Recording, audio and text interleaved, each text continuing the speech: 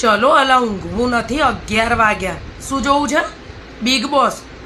અલા કોઈ દાડો ઘરનું બિગ બોસ જોયું છે? કઈ રીતે ઘર ચાલે છે હું તમને સમજાવું. લો, સુબે 7 બજે બધા માટે ચા મૂકો, સુબે 8 બજે બધા માટે નાસ્તા કરો, સુબે 9 બજે પતિનું ટિફિન ભરો, સુબે 9:30 બજે માજીના ફૂલની થાળી તૈયાર કરો મંદિર માટે, સુબે 10 બજે ફટાફટથી રસોઈ કરો, રસોડું પરવારો, કામવાળી આવી જશે એની દોડ કરો, સુબે 11 બજે છોકરાઓને બપોરની સ્કૂલ માટે તૈયાર કરો, વેન આવી જશે એના માટે દોડધામ કરો, દોપહેર 12 બજે જે ઠંડુ પડ્યું હોય એ બૈરાએ ખાઈ લેવું, દોપહેર 1 બજે માજીને ફરીવાર ચા બનાવી આલો, શામ કે 4 બજે બાજુવાળીની જોડે લપ લેતા લેતા શાકભાજી લેવા જાઓ, શામ કે 5 બજે છોકરાઓ આવવાના છે એટલે વેન માટે સોસાયટીના નાકે ઊભા રહો, એને લઈને આવો, શામ કે 6 બજે છોકરાઓને મારી જોડીને રમવામાંથી ઘેર લઈને આવો, શામ કે 7 બજે પાછા રસોડામાં ઘૂસો, શામ કે